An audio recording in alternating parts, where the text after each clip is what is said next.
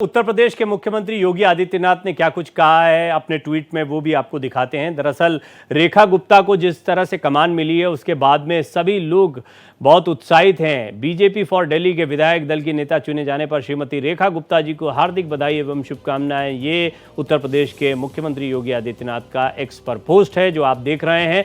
और आपने जब मैंने बुलेटिन की शुरुआत की तो कुछ तस्वीरें देखी थी जहां पर मैं भी था और मेरे साथ में देश के जाने माने वरिष्ठ पत्रकार राज बिहारी भी आपको दिखाई दे रहे थे, जो कि नेशनल यूनियन ऑफ जर्नलिस्ट के प्रेसिडेंट भी हैं भारत के।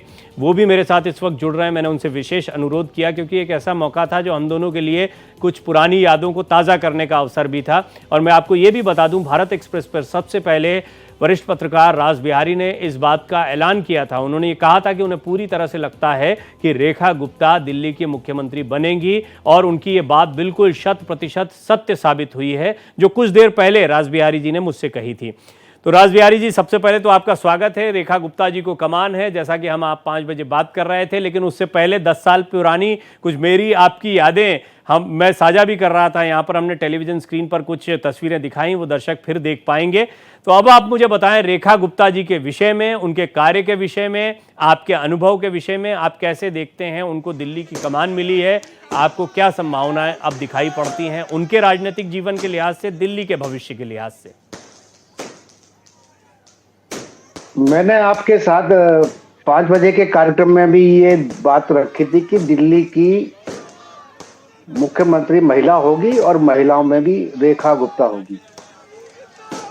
और ये बात मैंने अपने कुछ साथियों को भी 2 दिन पहले बताई थी, लेकिन वो लोग उस पर विश्वास नहीं कर रहे थे। अलग अलग नाम चल रहे थे। देखिए, 2 वजह है महत्वपूर्ण। एक तो दिल्ली को महिला मुख्यमंत्री चौथी बार मिली है और दूसरा वैश्य समाज से है।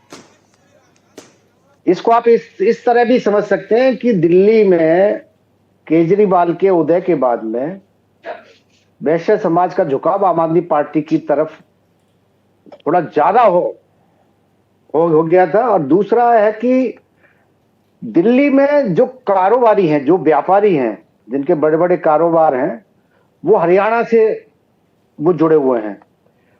बहुत सारे लोग बड़ी संख्या में हरियाणा से यहाँ आकर बसे और अपना व्यापार बढ़ाया है। तो केजरीवाल भी अपने को हरियाणा का बताते थे। और इस मामले में रेखा गुप्ता का परिवार भी हरियाणा से यहाँ आया है। उनके पति व्यापारी हैं। इसमें सबसे बड़ी बात यह है कि उनके पति का उनको राजनीति में बढ़ाने में बहुत बड़ा हाथ रहा है। वो बड़े उनको समर्थन देते रहे, सपोर्ट करते रहे हर हालत में। क्योंकि जब रेखा गुप्ता, राज बिहारी जी, माफी चाहूंगा, मैं आपको रोक रहा हूं। दरअसल इस वक्त जब आप बोल रहे हैं ना, तो आपकी मेरी कुछ तस्वीरें भी जो हैं वो दर्शक देख पा रहे हैं। केंद्रीय मंत्री धर्मेंद्र प्रधान के साथ, राजनाथ सिंह जी के साथ, वो तो हमारी आपकी तो यादें हैं ही, दर्शकों के लिए भी वो सामने हैं। तो मैं चाहूंगा इस पर भी आप कुछ बताएं कि किस तरह से एक्टिवली उन्होंने सपोर्ट किया कई मौकों पर, कि जब हम जाते थे तो उन्होंने एक कार्यकर्ता के तौर पर किस तरह से सहयोग किया, कैसा सहयोगात्मक उनका रवैया रहा है। देखिए, आपने एक पुरानी बात याद दिला दी है। 2014 की बात है, जब मैं आपके साथ ब्यूरो चीफ था लाइव इंडिया के अखबार में। और कुछ समय पहले ही नरेंद्र मोदी प्रधानमंत्री बने थे, राजनाथ सिंह गृह मंत्री थे और धर्मेंद्र प्रधान पेट्रोलियम मंत्री थे। और भी बहुत सारे नेताओं से हम लोग मिलने गए थे। अपने अखबार का हम उनको नई प्रति देने गए थे। तो उसमें क्योंकि सभी मंत्री बहुत ज्यादा समय नहीं हुआ था बने हुए, 1.5 महीने ही हुए थे बने हुए। तो उस समय रेखा जी ने हमारे लिए तमाम जो भी बड़े बड़े नेता थे उनके साथ हमारा समय तय किया और हमारे साथ वो मिलने भी गई, जिसमें राजनाथ सिंह भी थे और जिसमें धर्मेंद्र प्रधान भी थे और वेंकैया नायडू थे। ईरानी के यहाँ भी गए थे जी। और हम जुएल उराव से भी उन्होंने टाइम लिया था। मुझे लगता है कम से कम 10-12 मंत्रियों के साथ। बिल्कुल बिल्कुल, मुझे याद है स्मृति ईरानी जी भी उस वक्त महत्वपूर्ण मंत्रालय संभालती थी, उनसे भी मिलाने के लिए ले गई जी। हाँ, रेखा गुप्ता का यह है कि अगर वो उनका हर एक कोई सहयोग मिलता रहा है और युवा मोर्चा में महिला मोर्चा में वो पदाधिकारी रही हैं। दिल्ली में भी वो महामंत्री रही हैं। 3 बार पार्षद रही हैं, लेकिन उनका जो रवैया है वो कभी बदला नहीं, चाहे वो जिस भी पद पे रही हो। उनका एक सहज जो मैं देखता था, जो नेताओं में अक्सर नहीं दिखाई देता है, कि आप कुछ भी बन जाएं और आप सहज रहें। आप अपने जो भी आपसे मिलने जुलने वाले हैं उनके प्रति आपका रवैया पहला जैसा रहा, ये उनके साथ एक बहुत अच्छी ये बात रही है। चुनाव जीतने के बाद आपकी बात हुई रेखा जी से? नहीं, चुनाव जीतने के बाद मेरी बात नहीं हुई, और शायद वो बिजी थी तो मैंने भी नहीं किया, लेकिन उनके लोगों के साथ में संपर्क में था। मुझे लगता था कि लगातार मीटिंग में है, बैठक में वो जा रही हैं, और उससे कोई, मुझे लगता है कोई फर्क भी नहीं पड़ा है। जी, तो इस वक्त हम तस्वीरें भी देख रहे हैं रेखा गुप्ता जी की। बीजेपी के तमाम वरिष्ठ नेता और जितने भी पदाधिकारी हैं वो उनको बधाई दे रहे हैं। एक बड़ा मौका है, बड़ा अवसर है और बड़ा संघर्ष का उनका एक समय रहा है। उनके राजनीतिक करियर को आप हल्के में नहीं आंक सकते। उन्होंने अपने जीवन का एक महत्वपूर्ण वक्फा, एक बहुत बड़ा समय राजनीतिक जीवन में दिया है, और राजनीतिक जीवन में उन्होंने अलग अलग पदों पर कार्य किया। एक सामान्य कार्यकर्ता से उठकर आज वो दिल्ली की मुख्यमंत्री की कुर्सी तक पहुंची, और अब राज्यपाल से मिलने के लिए, उपराज्यपाल से मिलने के लिए वो जा रही हैं, जिसकी तस्वीरें आप देख रहे हैं। बहुत सीधी तस्वीरें हैं, इसलिए आप देख रहे हैं कि किस तरीके से अब पूरा मीडिया उनके पीछे है, तमाम कैमराज उनके पीछे हैं। और सच पूछिए तो मुझे भी अब राज बिहारी जी जो कह रहे थे 10 साल पुराना वो समय याद आता है, जब रेखा जी एक सामान्य कार्यकर्ता के तौर पर कभी हमारे साथ हुआ करती थी, और आज उनका कद, उनका पद बहुत बड़ा हो चुका है। वो दिल्ली की कमान संभालने जा रही हैं। ये वही बहुप्रतीक्षित नतीजा था जिसकी बीजेपी पिछले 27 सालों से तलाश कर रही थी। और हमारे editor national affairs KM Sharma भी मेरे साथ मौजूद हैं। KM, दिल्ली की मुख्यमंत्री के तौर पर रेखा गुप्ता का आना, एक तो आतिशी ने खुद उनको बधाई दी और कहा कि पहले सुषमा जी, शीला जी, उसके बाद मैं, और अब रेखा गुप्ता को कमान मिली है। एक महिला को कमान मिलना दिल्ली के लिए ये किस तरह का संकेत? देखिए, जब बात डायनामिज्म की हो तो उसमें प्रोबेबिलिटी देखते हैं कि प्रोबेबिलिटी कितनी है।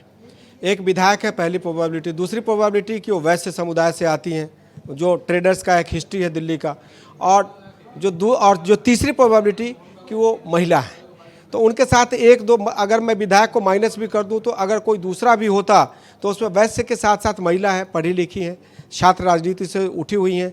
और नगर निगम, क्योंकि मुख्यमंत्री जो भी बनता है और नगर निगम का इतिहास वाला व्यक्ति ही मुख्यमंत्री बनता है, ये भी पार्टी के लिए एक प्री रिक्विजिट है, क्योंकि दिल्ली को अब बिना नगर निगम समझे नहीं चला सकते। अब मुख्यमंत्री रेखा गुप्ता बनी है, अच्छा चेहरा है, अच्छी है, वोकल है, और सबको जो उनसे मेरी बात अभी 3 दिन पहले मेरी बात हुई थी, तो उनके बातचीत से ऐसा लगा कि वो पहले से आश्वस्त थी, लेकिन जब तक पार्टी फैसला न कर दे उस पर कुछ कहना बड़ा मुश्किल हो जाता था।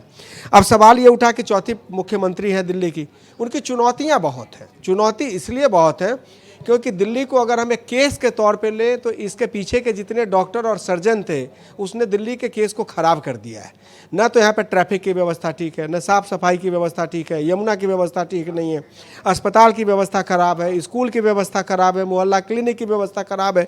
तो जो भी मुख्यमंत्री बनी है इनको 365 दिन 24 घंटे कम से कम आगे 3 साल काम करना पड़ेगा। और अभी 100 दिन के बाद जब जनता इनसे हिसाब मांगना शुरू करेगी कि आपने क्या काम किया, तो पार्टी भी ऊपर से, मैं ये नहीं कह रहा हूँ कि उनकी कोई नेगेटिव बात कर रहा हूँ, लेकिन उनसे जब जवाबदेही तय होगी तो उनसे भी पूछा जाएगा। तो मेरा कहने का मतलब ये है कि एक अच्छा फैसला है और पार्टी ने एक 50 साल की महिला को मुख्यमंत्री बनाया है। तो मैं इसमें एक चीज़ अभी डिस्कस कर रहा था कि रेखा गुप्ता के मुख्यमंत्री बनने के साथ ही मैं नाम गिना देना चाहता हूँ, प्रोफेसर जगदीश मुखी, डॉक्टर हर्षवर्धन, रामवीर सिंह बिधूड़ी, उसके बाद अगर हम बात करें रमेश बिधूड़ी, उसके बाद करें मनोज तिवारी, प्रवीण खंडेलवाल, ये सब लोगों के युग का एक तरीके से या तो अंत हो गया या हो रहा है, क्योंकि अब नेतृत्व के बीच में फासला जो है 20 साल की एज गैप का है। तो रेखा गुप्ता को मुख्यमंत्री बना के पार्टी ने 2034 का इशारा दिया, एक सलामी दी है कि हम अगले 10 साल के लिए तैयार हैं। और जिन लोगों का मैंने नाम लिया, राजनीति में कुछ भी कभी भी हो सकता है, लेकिन इन लोगों का युग एक तरीके से शायद अब धीरे धीरे समाप्त हो गया या समाप्त हो रहा है। इस बात से शायद रास बिहारी जी भी इत्तेफाक रखेंगे। जी, रास बिहारी जी, ये बात सही है। केम जो बात कह रहे हैं बड़ी महत्व की है कि भारतीय जनता पार्टी ने अब एक तरीके से अपना फोकस शिफ्ट किया है कि युवा नेतृत्व को, और अपेक्षाकृत यानी राजनीति का युवा जो है वो 50 साल का युवा ही कहलाता है, तो इस तरफ को शिफ्ट किया और कई बड़े बड़े चेहरे जिनके बारे में बड़ी चर्चा होती है उनको एक तरह से किनारे कर दिया गया। हालांकि मैं मानता हूं कि प्रवेश वर्मा या बिधुड़ी हालांकि चुनाव हार गए, नहीं तो शायद हो सकता है कि ये कंटेस्ट और थोड़ा तगड़ा होता, लेकिन फिर भी अब अपेक्षाकृत युवाओं की तरफ बीजेपी का झुकाव ज्यादा गया है। आगे की भविष्य की बीजेपी के बारे में, भविष्य की राजनीति के बारे में अब शीर्ष नेतृत्व सोच रहा है। और क्या आप रेखा गुप्ता को इस लिहाज से देखते हैं कि भारतीय जनता पार्टी की आगामी राजनीति के लिहाज से वो एक महत्वपूर्ण चेहरा है? देखिए, केएम शर्मा ने 2-3 नाम लिए। एक नाम जगदीश मुखी पहले उपराज्यपाल रहे, फिर 2-3 राज्यों में राज्यपाल रहे। खैर, राज्यपाल बनने के बाद तो अब उनकी राजनीति को विराम लगना ही था। दूसरा नाम इन्होंने लिया डॉक्टर हर्षवर्धन। तो डॉक्टर हर्षवर्धन भी अब हाशिए पे चले गए हैं, और चुनाव जब उनका टिकट कटा था तो उनका कहना था कि मैं राजनीति संन्यास ले रहा हूं। लेकिन जैसे ही भारतीय जनता पार्टी की सरकार जैसे भारतीय जनता पार्टी जीती, उन्होंने कहा मैं कोई भी जिम्मेदारी उठाने को तैयार हूं। लेकिन केएम की बात सही है कि उनका भी राजनीतिक जो है वो सही एक तरह से संन्यास है। लेकिन अभी रामवीर सिंह बिधूड़ी अभी सांसद बने, कई साल रहेंगे। परवीन खंडेलवाल भी सांसद बने, अभी 4-4.5 साल रहेंगे। और चूंकि आप जब बोल रहे हैं ना, तो विजेंद्र गुप्ता, प्रवीण खंडेलवाल, इनकी तस्वीरें भी दिखाई दे रही हैं टेलीविजन स्क्रीन पर। और जहां तक रेखा गुप्ता की बात है, यह बात सही है कि वो महिला हैं और वैश्य समाज से, लेकिन एक बड़ी बात यह है कि वो लंबे समय से संगठन से जुड़ी हुई हैं। चाहे विद्यार्थी परिषद में रही हो, चाहे राष्ट्रीय स्वयंसेवक संघ में वो रही हो, चाहे वो महिला मोर्चा की अध्यक्ष और सचिव रही हो, चाहे भारतीय जनता पार्टी दिल्ली प्रदेश में महामंत्री रह रही हो, उनका संगठन चलाने का एक लंबा अनुभव है। और मुझे लगता है ये नाम भी इसीलिए संगठन की तरफ से निकल कर आया कि महिला, दूसरा वैश्य समाज, और तीसरा संगठन का लंबा अनुभव। तो ये संगठन का लंबा अनुभव ये बताता है कि वो सबको साथ जोड़कर चलेंगी। और दिल्ली की जो भी समस्या है, दिल्ली की आज जो समस्या है, सबसे बड़ी समस्या तो यही है कि जो सिस्टम बिगड़ गया है उसको ठीक करना है। और अगर सिस्टम ठीक हो गया तो समस्याएं अपने आप ठीक होनी शुरू हो जाती हैं। चाहे वो सड़कों का मामला हो, चाहे वो ट्रैफिक का मामला हो, चाहे वो यमुना की सफाई का मामला हो, चाहे वो अस्पतालों का मामला हो, चाहे वो स्कूलों का मामला हो। सबसे बड़ी बात यह है कि जो दिल्ली के लोगों को एक फ्री की रेवड़ी की आदत पड़ गई थी, उसको सुधारते हुए कैसे दिल्ली को हालत ठीक करना है, और दिल्ली की जनता पर वो नया बोझ भी ना पड़े, यह भी उन्हें देखना होगा। जी, आप बने रहे मेरे साथ। रास बिहारी जी, केएम शर्मा भी मेरे साथ बने हुए हैं। रेखा गुप्ता दिल्ली की नई मुख्यमंत्री, जिन्हें इस वक्त आप देख रहे हैं टेलीविजन स्क्रीन पर। और रेखा गुप्ता के नाम की चर्चा जैसे ही शुरू हुई थी, उसके बाद से ही इसमें किसी को बहुत ज़्यादा संदेह नहीं हुआ था। सभी जानते थे कि महिला शक्ति को मौका दिया जा सकता है। फिर भी कई बड़े चेहरे थे जो दिल्ली की राजनीति में, सियासत में उनसे थोड़ा सीनियर दिखाई देते हैं और इस रेस में आगे थे, लेकिन सबको पछाड़ते हुए रेखा गुप्ता को फाइनली कमान दे दी गई है। कल दिल्ली के मुख्यमंत्री के तौर पर वो शपथ लेती हुई दिखाई देंगी। इस बड़ी खबर पर हम बने हुए हैं। इस वक्त आप एलजी से, जो अब मुख्यमंत्री होने जा रही हैं दिल्ली की, उनकी मुलाकात की तस्वीरें देख रहे हैं। और रेखा गुप्ता अब दिल्ली की अगली मुख्यमंत्री होंगी। रेखा गुप्ता के विषय में हमने बातचीत की। एलजी से मुलाकात की ये तस्वीरें आप देख रहे हैं, ये एक औपचारिक मुलाकात होती है। रविशंकर प्रसाद भी, जो कि प्रभारी हैं, वो भी साथ में मौजूद हैं। बीजेपी के अन्य तमाम वरिष्ठ नेता मौजूद हैं। और मेरे साथ वरिष्ठ पत्रकार रास बिहारी जी मौजूद हैं। हमारे editor national affairs KM Sharma मौजूद हैं। केएम, इस मुलाकात के बारे में थोड़ा सा बताएं, एलजी से जो मुलाकात हो रही है रेखा गुप्ता जी की। ये एक प्रक्रिया है। इस प्रक्रिया के तहत ऐसे कहा जा सकता है कि ये विधायक दल की नेता चुनी गई हैं और सदन के नेता के तौर पे जाके इन्होंने ये अपना एक उनको रिक्वेस्ट किया कि मैं सदन की नेता चुन ली गई हूँ, विधायक दल की नेता चुन ली गई हूँ और मुझे मुख्यमंत्री की शपथ दिलाई जाए। तो ये प्रक्रिया है और इसके बाद उनको टाइम बता दिया जाएगा कि कल 12:35 पे आपका शपथ ग्रहण है। पहले से ये घोषणा हो चुकी है। तो इसको एक मैं कहूँ कि एक कस्टमरी है, एक प्रक्रिया है, क्योंकि पार्टी ने जब अपना नेता चुन लिया तो शपथ दिलाना ये एलजी की एक वैधानिक मजबूरी होती है। जी, और वो सीधी तस्वीरें आप देख रहे हैं एलजी के साथ में अब जो दिल्ली की मुख्यमंत्री होने जा रही हैं रेखा गुप्ता, उनको आप साथ में बैठे देख रहे हैं और भारतीय जनता पार्टी के सभी वरिष्ठ नेता मौजूद हैं। ये सरकार बनाने का जो प्रस्ताव होता है उसकी प्रक्रिया पूरी हो चुकी है या होगी केम? अब सरकार बनाने की प्रक्रिया इस पत्र को सौंपने के साथ पूरी हो गई। अगर आप कहेंगे कि टेक्निकलिटी पे जाएंगे तो सरकार बनाने की प्रक्रिया तब पूरी होती है जब शपथ दिला दी जाती है, तो वो प्रक्रिया कल पूरी होगी। लेकिन कागज पे ये मान लिया जाएगा कि अब रेखा गुप्ता सीएम इलेक्ट हैं, क्योंकि जो कार्यवाहक मुख्यमंत्री थी अब उनकी जिम्मेदारी आज से खत्म हो गई। अब ये सीएम इलेक्ट है। अब बाकी जो भी अब यहाँ पे एडमिनिस्ट्रेटिव, अगर चीफ सेक्रेटरी को कोई बात करनी होगी या दिल्ली के होम सेक्रेटरी को कोई बात करनी होगी तो अब उनको इंस्ट्रक्शन जो है वो रेखा गुप्ता से लेना पड़ेगा। अब से तय हो गया कि रेखा गुप्ता दिल्ली के मुख्यमंत्री हैं। और मैं देख रहा हूं कि पर्यवेक्षक रविशंकर प्रसाद एलजी से बातचीत कर रहे हैं। ये किस तरह की बातचीत होती है? यानी पर्यवेक्षक क्या इस बारे में कुछ जानकारी देते हैं या एक अनौपचारिक बातचीत होती है? ये सिर्फ औपचारिकता है, इसमें कोई जानकारी देने जैसी ऐसी कोई बाध्यता नहीं है। उनको जाके, चूंकि रविशंकर प्रसाद काफ़ी सीनियर है, कानून मंत्री रह चुके हैं, पार्टी ने पर्यवेक्षक नियुक्त किया है, तो उसका मतलब ये माना जाता है कि मुझे पार्टी ने पर्यवेक्षक नियुक्त किया था, इनको सदन का नेता, विधायक दल का नेता चुन लिया गया है और मैं यहाँ पे इनका निमंत्रण लेके आया हूँ, इनको मुख्यमंत्री की शपथ दिला दी जाए। इसके सिर्फ इतना ही मतलब है और इसका और कोई मतलब नहीं होता। जी, अब मैं राज बिहारी जी का रुख करूँगा, क्योंकि हम बातचीत कर रहे थे तब मैंने उस चीज़ को बाधित किया था और हम अपनी कुछ पुरानी यादों पर चले गए थे कि किस तरीके से 10 साल पहले हमने देखा रेखा गुप्ता जी को एक कार्यकर्ता के तौर पर, भारतीय जनता पार्टी के एक पदाधिकारी के तौर पर उन्होंने बड़ा सहयोग किया था।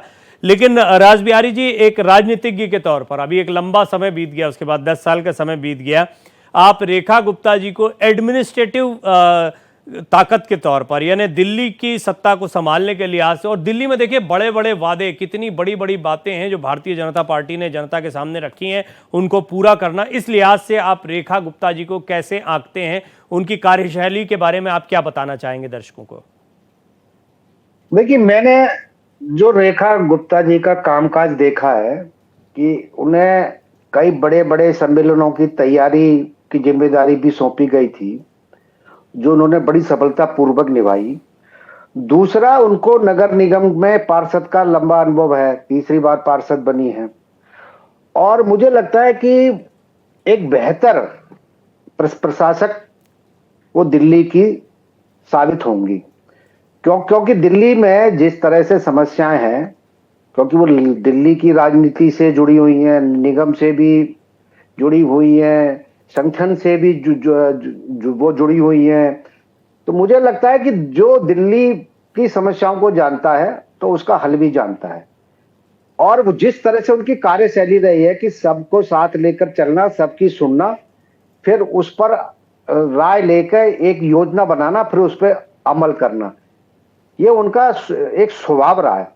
और सबसे बड़ी बात है कि अगर कोई उन्हें सलाह भी देता है तो बड़े सरलता से उसको बात को भी सुनती हैं।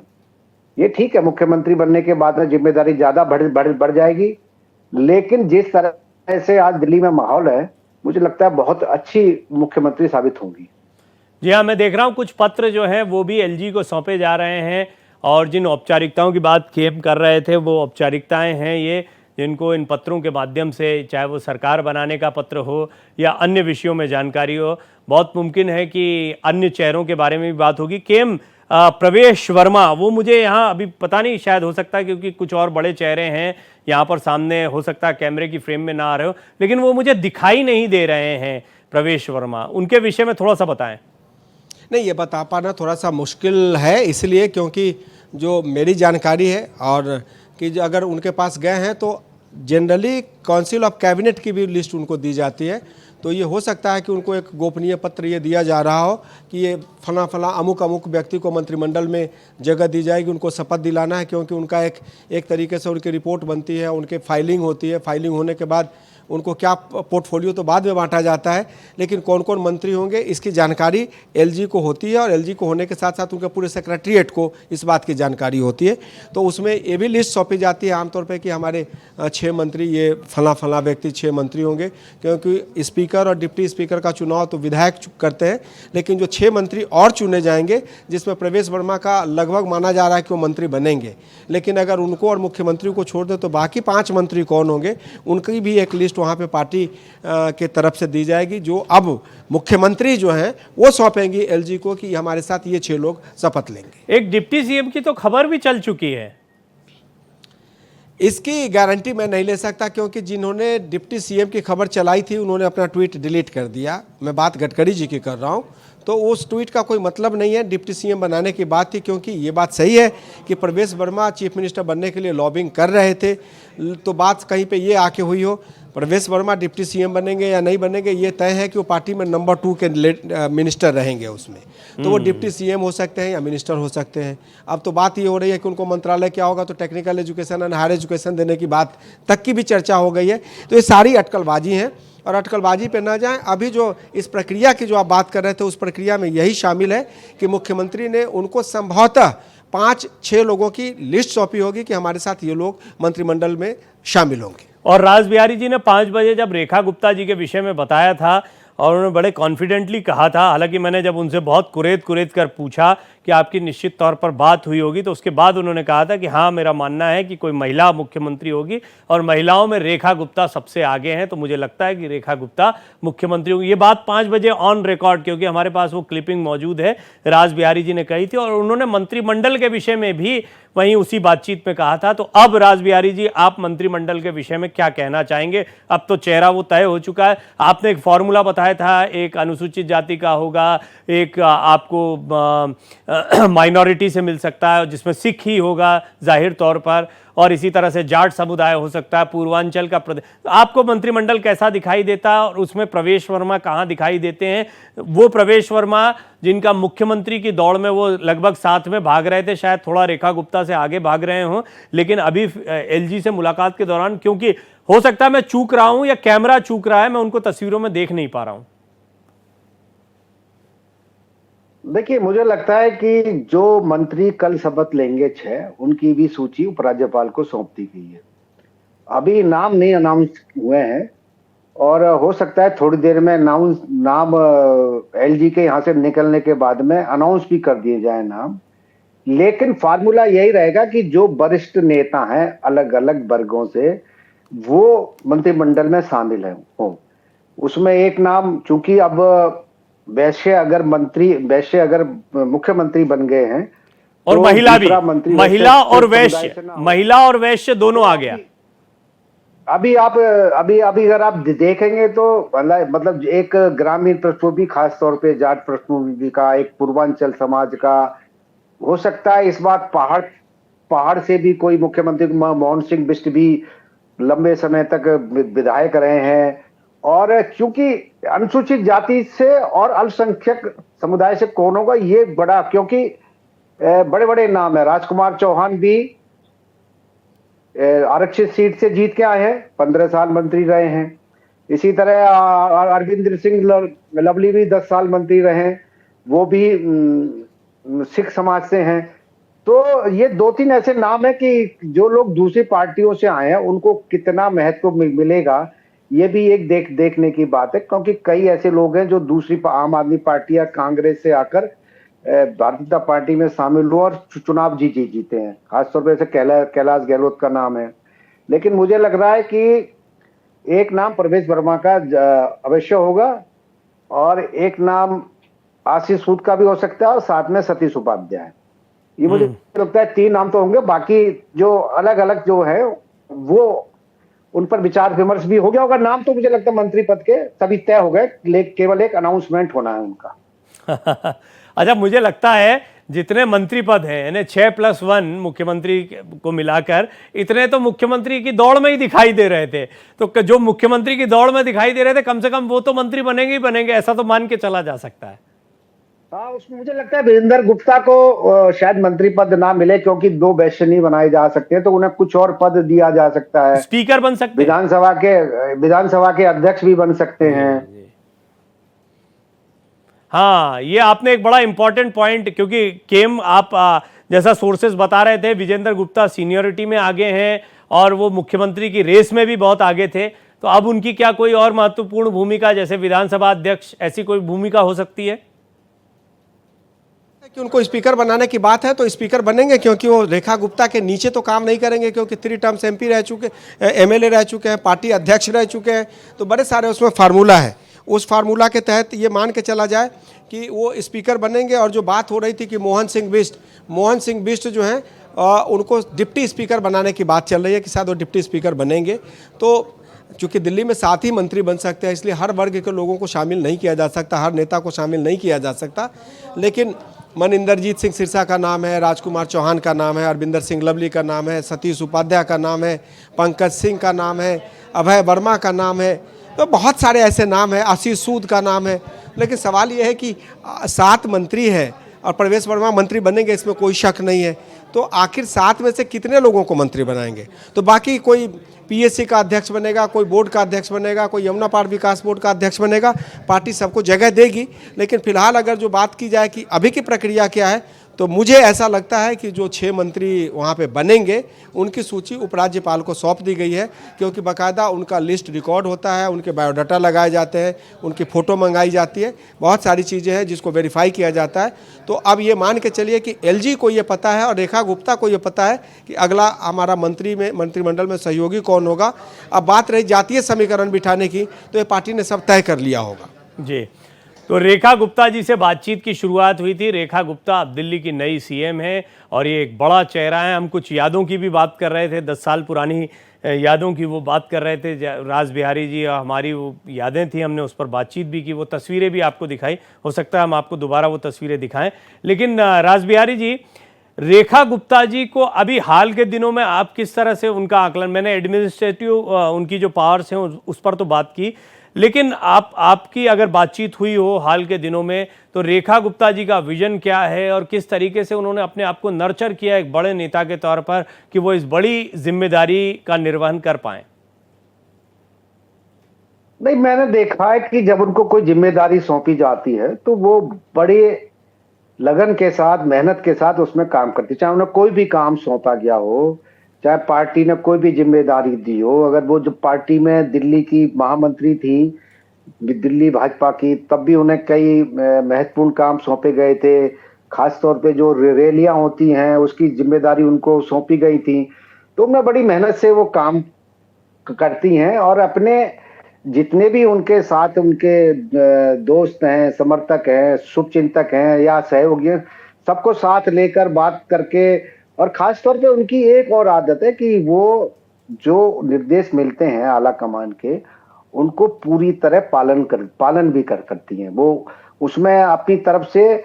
दूसरी बात यह है कि जो 1993 की अगर हम बात करें, जब भारतीय जनता पार्टी की दिल्ली में सरकार बनी थी, मदन लाल खुराना मुख्यमंत्री बने थे, उसके बाद में साहब सिंह वर्मा मुख्यमंत्री बने थे, जो माहौल उस समय पार्टी में था कि पार्टी की रोज ही अंदरूनी लड़ाई की खबरें अखबारों में छपती थी।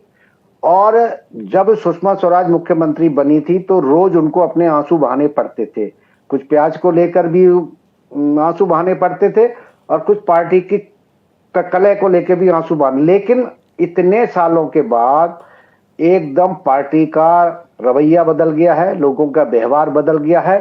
पहले जहां पर लोग खुलेआम पार्टी की और खास तौर पे मुख्यमंत्री की भी आलोचना करने लगते थे, सवाल उठाने लगते थे, लेकिन अब इस बदले माहौल में फिलहाल सब चुप्पी साध के चल रहे हैं, किसी का कोई अपना बयान नहीं है। जहां पहले ठीक है, देखिए दावेदार बहुत थे, लेकिन किसी ने खुलकर नहीं कहा कि मैं मुख्यमंत्री बनना चाहता हूं, मैं मुख्यमंत्री पद की रेस में हूं। आपने अभी अपने टीवी चैनल पर दिखाया, विजेंद्र गुप्ता को भी आपने दिखाया, उन्होंने कहा नहीं, जो पार्टी आला कमान करेगी। आशीष सूद ने भी यही कहा, सतीश उपाध्याय ने भी यही कहा। तो इस समय बदले हुए माहौल में है। और दूसरा, केंद्र में मोदी की मजबूत सरकार है। इस कारण दिल्ली में एक बड़ा फायदा दिल्ली की जनता को मिलेगा। तीसरी बड़ी बात है कि नगर निगम में भी आम आदमी पार्टी और भाजपा बराबर आ गई हैं। अगर सांसदों को और विधायकों को विधायकों की संख्या को जोड़ लेंगे तो इस बार बीजेपी का ही महापौर मिलेगा, क्योंकि अप्रैल में चुनाव होंगे। तो दिल्ली को बीजेपी का महापौर मिलेगा, यानी कि अब एमसीडी पे भी दिल्ली का कब्जा हो जाएगा। तो इसको आप जो 3 टायर की आप सरकार कह सकते हैं कि एमसीडी में बीजेपी, दिल्ली में बीजेपी और केंद्र में भी बीजेपी। अब इसके बाद में जिम्मेदारी बहुत बढ़ जाती है, क्योंकि अभी तक डबल इंजन की, अब आप कह रहे हैं ट्रिपल इंजन की सरकार यहां पर देखने को मिल रही है। तो ट्रिपल इंजन की सरकार क्या काम करती है, इन चुनौतियों पर बात करेंगे। रेखा गुप्ता के सामने अब क्या नई चुनौतियां हैं और किस तरह से वो इससे पार पाएंगे। और देखिए, दिल्ली की राजनीति को जानने वाले दो बहुत ही शानदार जानकार मेरे साथ मौजूद हैं, वरिष्ठ पत्रकार रास बिहारी जी और साथ ही साथ हमारे editor national affairs KM Sharma. दोनों ही दिल्ली को बहुत करीब से जानते हैं, दिल्ली की सियासत को बड़े करीब से जानते हैं। KM, रेखा गुप्ता के लिए ये चुनौती कितनी बड़ी, जो वादे किए हैं उनमें क्या क्या पहले एड्रेस किया जाएगा? जो वादे किए हैं कि पहले कैबिनेट की बैठक में हम वो सारी चीज़ें कि जो फ्री बिजली है, फ्री पानी है, उसकी घोषणा करेंगे। जो वेलफेयर स्कीम्स है उसकी घोषणा करेंगे। जो आप एक बार बार चर्चा कर रहे थे उस पर मैं थोड़ा सा जनता का ध्यान डालना चाहता हूँ और लोगों का ध्यान डालना चाहता हूँ कि there are many slips between cup and lips. Rekha Gupta अब से पहले, आज से 2 घंटा पहले तक वो पार्टी की कार्यकर्ता थी, अब जो है वो दिल्ली की मुख्यमंत्री। रेखा गुप्ता कुछ कह रही हैं KM। थैंक्स करना चाहूँगी, धन्यवाद आदरणीय मोदी जी को, अपनी पार्टी के शीर्ष नेतृत्व को और दिल्ली की जनता को, जिन्होंने ये मौका 27 साल बाद दिल्ली में एक नया अध्याय जो शुरू हो रहा है उसकी जिम्मेवारी मेरे कंधों पे दी। और शायद ये पूरे देश की महिलाओं के लिए बहुत ही सम्मान की घड़ी है। और देश की आधी आबादी आदरणीय मोदी जी का दिल की गहराई से धन्यवाद करती है। मैं आदरणीय मोदी जी का, पार्टी नेतृत्व का बहुत बहुत आभार व्यक्त करती हूँ कि उन्होंने ये जिम्मेवारी देकर के मुझ पे भरोसा जताया। और मैं आज ये प्रण करती हूँ कि मेरा एक एक क्षण इस जिम्मेवारी को पूरा करने में लगेगा। मैम, गवर्नर LG से मिली हैं आप, तो उसके बारे में थोड़ा सा बताइए, क्या बात हुई? बिल्कुल, सरकार बनाने के लिए हमने अपने प्रस्ताव आदरणीय LG महोदय को दिया है और जो भी उसमें फॉर्मेलिटीज़ है वो उनके ऑफिस से पूरी की जाएगी। कल शपथ लेंगी। यमुना का मुद्दा एक बहुत बड़ा मुद्दा है, प्रदूषण का मुद्दा एक बहुत बड़ा मुद्दा है। किस तरीके से आप इन मुद्दों को उठा के इनके लिए काम करेंगे? एक एक कमिटमेंट जो भारतीय जनता पार्टी ने दिल्ली की जनता से की है, उन सभी कमिटमेंट्स को पूरा करना मेरे जीवन का लक्ष्य है। और टाइम बाउंड तरीके से आदरणीय मोदी जी के नेतृत्व में दिल्ली सरकार काम करेगी और सभी विधायक टीम मोदी बन करके अपने इन सारे कमिटमेंट्स को पूरा करने के लिए लगेंगे। धन्यवाद। पीछे तो रेखा गुप्ता और आप सतीश उपाध्याय जी को भी देख रहे थे साथ में। और जैसा कि KM बता रहे थे कि एक सामान्य कार्यकर्ता, जी KM यहीं से बात, क्योंकि देखिए एक सामान्य कार्यकर्ता आज कितनी बड़ी पोजीशन पर है। जी नहीं, मैं कुछ और कहना चाह रहा था। जी, रास बिहारी जी इस बात की गवाही देंगे। और जो मैं एक जनता को बताना चाहता हूं कि सरकार अपने हिसाब से चलती है। रास बिहारी जी साहिब सिंह वर्मा के बहुत करीबी थे, हम भी उनसे मिलते थे। खुराना जी से मिलते थे, हम भी मिलते थे। शीला दीक्षित से मिलते थे, वो भी मिलते थे, सभी लोग मिलते थे। लेकिन इस गलतफहमी में किसी भी जनता को और किसी भी पत्रकार को नहीं रहना चाहिए कि अब से पहले जो रेखा गुप्ता थी वही कल वो बिहेव करेंगी। दिल्ली के मुख्यमंत्री का इतिहास है कि ये किसी का काम नहीं करते, उनको जो ऊपर से हाईकमांड का निर्देश होता है उसी का काम करते हैं। तो हमारी इच्छा या रास बिहारी की इच्छा ये होनी चाहिए कि दिल्ली का भला हो, ये हमारी किससे उनसे कितनी प्रॉक्सिमिटी थी, आपकी कितनी प्रॉक्सिमिटी थी, इस बात को भूल जाइए। क्योंकि मुख्यमंत्री का जो एक सुरक्षा घेरा होता है, जो मुख्यमंत्री का एक ब्यूरोक्रेटिक घेरा होता है, उसके पास सिर्फ एक ही नंबर होता है, वो अपने बॉस का नंबर होता है, और वो बॉस होंगी रेखा गुप्ता। और रेखा ये गुप्ता तो जिससे ठीक बात है, कहेंगे, ये जो आप बात कह रहे हैं तो बहुत सामान्य शिष्टाचार में भी सभी जानते हैं, पद की अपनी गरिमा होती है, वो कद बढ़ जाता है, लेकिन आप उस समय को याद करते हैं। राज बिहारी जी, इस चुनौती के बारे में जो हम बात कर रहे थे, एक सामान्य कार्यकर्ता का इस शीर्ष पद पर आ जाना, ये एक बड़ा चेंज लाता है, आप क्या कहेंगे इस पर? केएम शर्मा की एक बात जो कि देखिए, हम तो तब भी पत्रकार थे, आज भी पत्रकार हैं और हम कोई अपेक्षा लेकर किसी के पास नहीं जाते। हमें अपना पत्रकारिता धर्म निभाना है और हमने निभाया है ना। ये अलग बात है कि उसमें कई के साथ अच्छे संबंध हो जाते हैं, कोई हमें नापसंद की बात हो जाती है।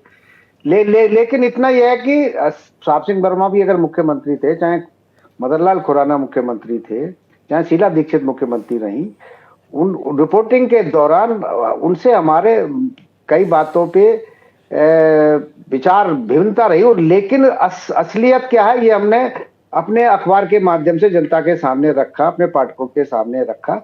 और एक अच्छी बात भी है कि कुछ मामलों में उन्होंने नाराजगी भी जाहिर की, लेकिन ऐसा एक मतलब अगर खुराना जी मुख्यमंत्री तो उन्होंने तो जब मैं हिंदुस्तान में था तो मैनेजमेंट से भी शिकायत की थी कि ये खबरें ऐसी छाप रहे हैं।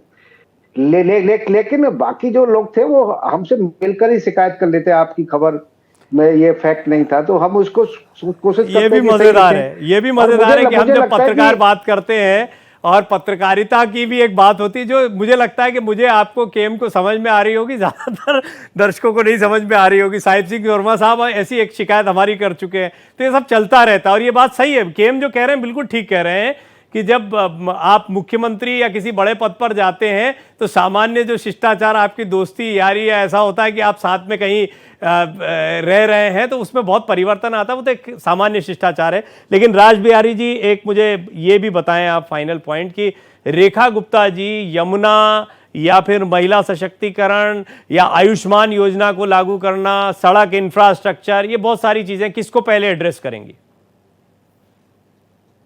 देखिए, मुझे लगता है कि जो योजनाएं दिल्ली में लागू नहीं हुई हैं, जिनका जनता को फायदा नहीं मिल रहा है, उन्हें तुरंत प्रभाव से लागू कर दिया जाएगा।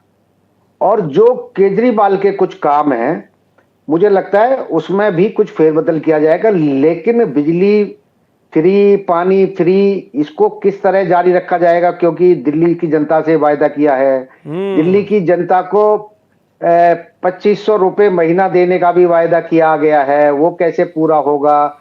इसके अलावा महिलाओं को जो मुफ्त बस सफर मिल रहा है, वो कैसे जारी रहेगा। क्योंकि अब अभी भी आप देखेंगे तो आम आदमी पार्टी को जितना मत मिला है, उसमें महिलाओं की भी संख्या बहुत है। क्योंकि जो बहुत साधारण घरों से महिलाएं काम करने के लिए निकलती हैं, जिस तरह से डीटीसी के रेट बढ़ रहे हैं, जिस तरह से मेट्रो के रेट बढ़े हैं, उनके लिए एक बड़ी नहीं, आपकी बात ठीक है। देखिए, इसको तो हम अभी एक चर्चा में समेट नहीं सकते हैं। जो करना है, जो वादे किए हैं, वो चुनौती बड़ी है, इसमें कोई दो राय नहीं। उसको करने में बहुत मेहनत करनी पड़ेगी। और ये भी बात सही है कि जो कुछ चला आ रहा है, जिसको आप कह सकते हैं अच्छा चला आ रहा है, उससे छेड़छाड़ भी नहीं की जा सकती है, और फिलहाल तो बिल्कुल नहीं की जा सकती है। तो आने वाले दिनों में, अभी तो पहले सत्ता को संभाला जाए, उसके बाद में धीरे धीरे हम देखेंगे कि आने वाले दिनों में क्या कदम उठाए जाते हैं, उस पर सबकी नजर रहेगी। और इस सब की कमान अब होगी रेखा गुप्ता के हाथ में। केएम, आपका बहुत धन्यवाद। राज बिहारी जी, आपका बहुत बहुत धन्यवाद लगातार चर्चा में हमारे साथ जुड़े रहने के लिए। तो अब दिल्ली की कमान रेखा गुप्ता को दे दी गई है। पल पल का अपडेट भारत एक्सप्रेस पर जारी है।